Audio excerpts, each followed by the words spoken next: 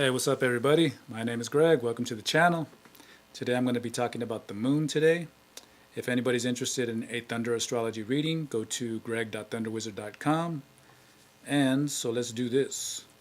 So I wanted to talk about the moon. If you don't know already, the moon's going to be full tomorrow, which is Saturday, May 18th. So I'm filming this the day before, so the moon is pretty strong today.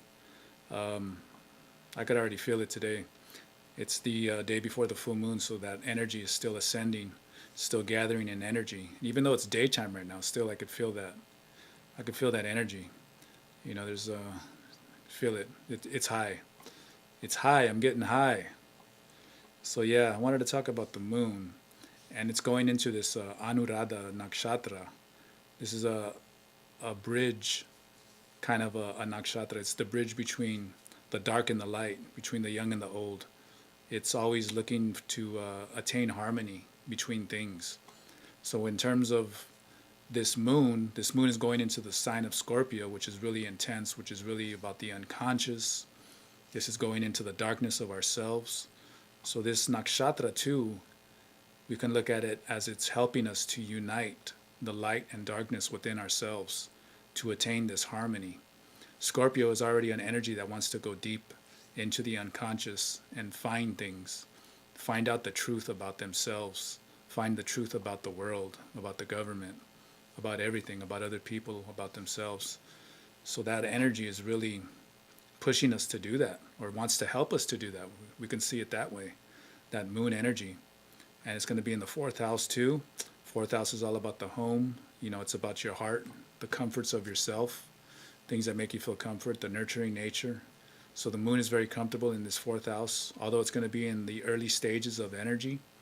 It's getting into the sign of Scorpio around 2:11 p.m. on Saturday, Pacific time. So it's going to be in those early stages. You know, as it goes into night, it's getting a little more into the later degrees, but it's still going to be in that youthful type of energy where yeah, it's like a teenager energy, where it has a lot of energy, you know. It has some experience, but not much experience, you know, so it's kind of like that irresponsible type of energy, which for the moon just means like it's really sensitive. It's going to be a lot of sensitive, emotional kind of energy, you know, like, so it's our job to ground it. You know, we want to ground that energy, and we can use that with Scorpio. You know, Scorpio is a very warrior related type of a sign. It's connected to Mars. Mars is the warrior. Mars just wants to go out there and get the job done. You know, it wants to defeat the enemies. And in Scorpio, it really wants to defeat those enemies a lot. You know, it's connected to the sign of Aries, which is in the sixth house for a Scorpio Ascendant.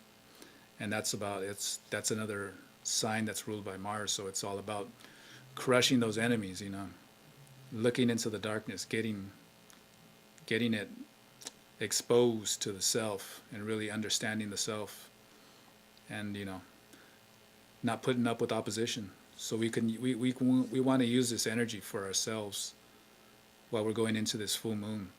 You know, the night before tonight's a good night for ritual, good night for meditation, really a good night. Right now it's in the sign of Libra, the moon, but it's a good night to do some meditation, do some ritual. If you have like a mala or any kind of gems or things like that, you can place them outside your window and just have that moonlight soak in those things, soak in the energy of the moon. You know, you get these things empowered with that moon energy, or maybe put them on the console of your car in the front window right there, so they can just feel that energy. You know, you can empower things with that energy. You're doing meditation too. You want to put some focus into that. You can really get these things charged up with the moon. And in Vedic astrology too, as well as your ascendant, which is your first house, the moon too is also a very important revealer of your personality. A lot of Vedic astrologers use the moon as the ascendant instead of the actual first house. You know, your moon might land in the first house too, which in that case you have the best of both worlds. You got your moon and your ascendant right there in the first house. But the moon could go into other houses, and they'll transpose the whole chart. Like if your moon is in the fourth house, they'll transpose the first house as the fourth house.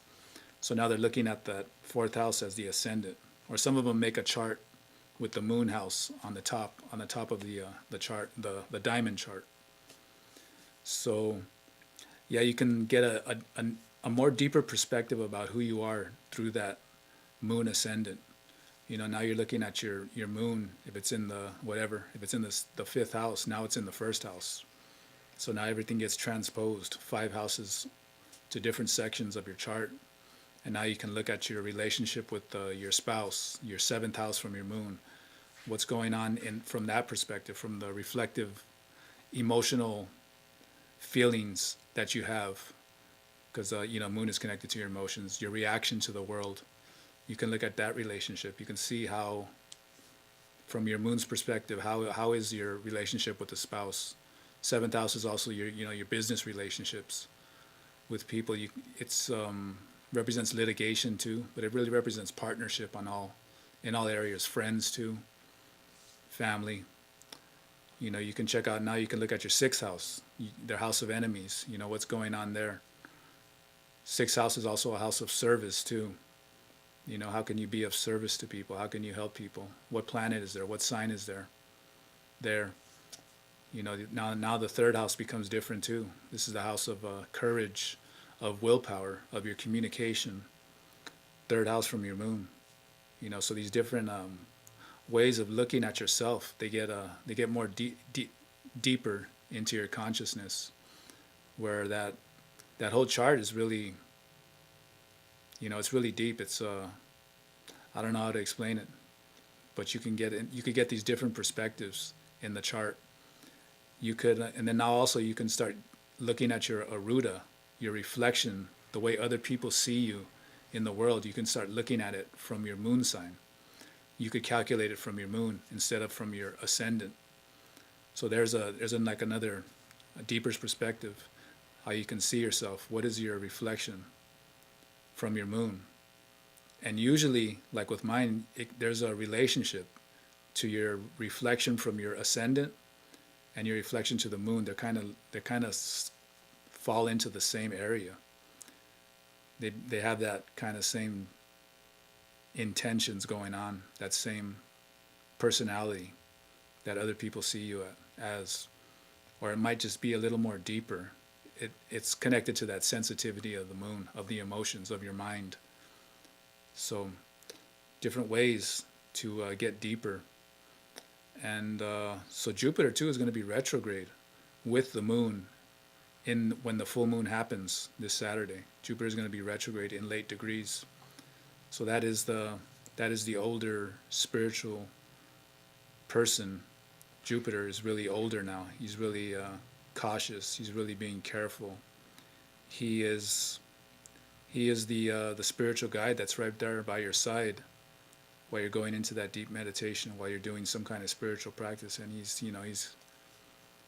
helping you, he's directing you, he's giving you advice. Maybe he's positioning your body to be a certain way, to stand in a certain stance, straighten your back a little more. He's really giving that support to the time when you're taking these spiritual practices, these meditations during this full moon. The Jupiter is going to be there to help out. And Jupiter is really retrograde too, so he really is going to speak his mind. If you listen to your intuition really good, he's going to be helping really strongly. He don't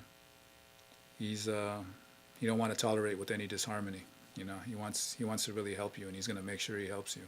So he's a little bit strict there, but still he's a good teacher. He only has the best of intentions to help you unite the darkness within you and the light within you, to really get to know yourself. We start doing that, we start maturing emotionally. We learn how to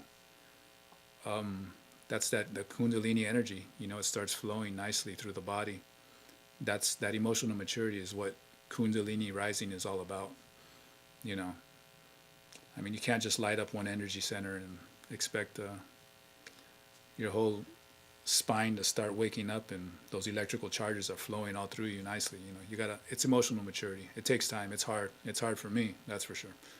So yeah, I just wanted to talk a little more about this full moon and what's going on, and take advantage of it while you can, while it's here.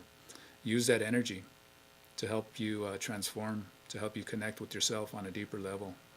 So if anybody is interested in a Thunder Astrology reading, 12-house reading, go to greg.thunderwizard.com and have a good night. Blessings. Peace.